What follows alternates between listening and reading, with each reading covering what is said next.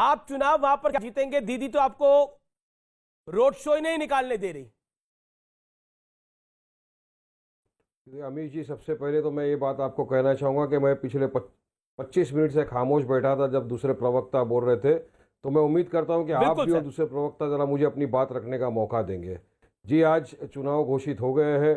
8 चरण में चुनाव होने हैं, वेस्ट बंगाल में, तमिलनाडु में, पुडुचेरी में। तो बिल्कुल हम चुनाव लड़ेंगे।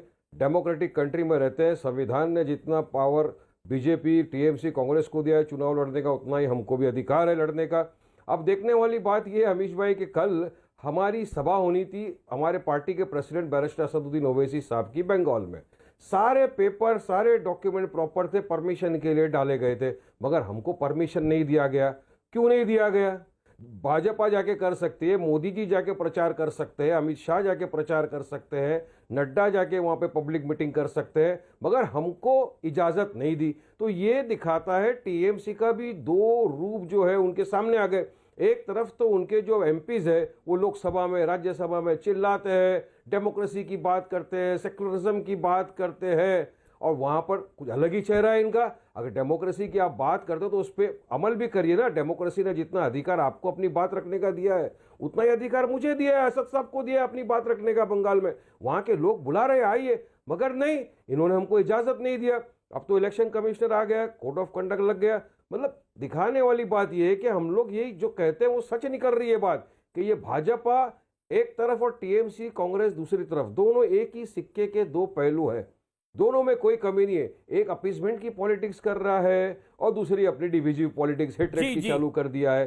तो दोनों से ही हमारी टक्कर है। जितेंद्र तिवारी जवाब देना चाहते हैं। जो आपका सवाल था कि आप जाके लड़ेंगे, हम लड़ेंगे भी, और इंशाल्लाह हम वहां पर चुनाव जीतेंगे भी, क्योंकि लोगों का मैंडेट हमारे साथ है। जितेंद्र तिवारी गुजरात में देखा कि सिर्फ 15 दिन के प्रचार के अंदर हम अहमदाबाद में 21 जगह पर कैंडिडेट खड़ा किए और हमको 7 जगह पर कामयाबी मिली है। यही तो इनके पेटों में दर्द हो रहा है ना कि ओवैसी साहब क्यों फैले जा रहे हैं पूरे देश में, क्यों जनता उनको इतनी मोहब्बत से नवाज रही है, प्यार से नवाज रही है, और एमआईएम जीतते जा रही है। बिल्कुल जितेंद्र तिवारी का जवाब सुन लीजिए ना। गुस्सा है, लेकिन मोदी जी ने बहुत अच्छे लगते हैं, अमित शाह जी ने बहुत अच्छे लगते हैं, और इन्हें अलग से रैली करने की जरूरत क्या है? मोदी जी के भी खिलाफ बोला है साहब, आप मेरा बयान और मोदी जी अलग थोड़ा। अरे दोनों में एक ही सिक्के के दो पहलू। एक तो हेट्रेड की पॉलिटिक्स कर रहे हैं, वो तो जग जाहिर है ही, मगर ममता जी के जो लोग लोकसभा और राज्यसभा में खड़े होकर डेमोक्रेसी की चिल्ला पुकार करते हैं, संविधान की बात करते हैं, जितेंद्र जी को मौका देना चाहिए। दो मुहैया चेहरा है उनका।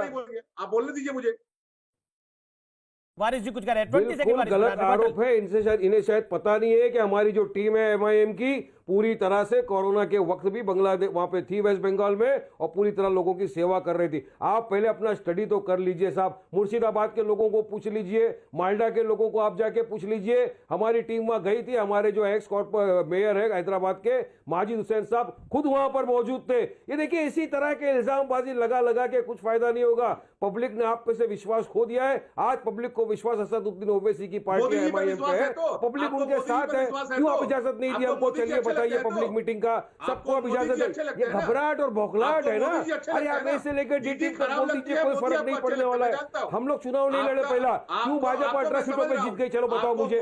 हम लोग चुनाव नहीं लड़ते ना, 18 सीट पे भाजपा जीत गई। और आपके वरिष्ठ नेता अगर आपकी पार्टी छोड़ के बीजेपी में चले जाते हैं तो हमारा कुछ नहीं है भी क्या? इसका भी ठेका हमारे साथ डालोगे आप? सेल्फ इंट्रोस्पेक्शन करिए ना। मोदी जी अच्छे लगते हैं तो आपको मोदी जी अच्छे लगते हैं?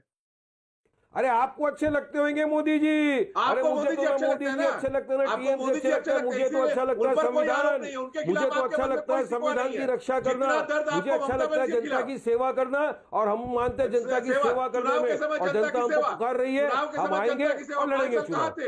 10 साल कहा था जब जनता दुखी थी। ठीक है जितेंद्र जी, आलोक मेहता थे हम वेस्ट बंगाल। आप कहाँ थे?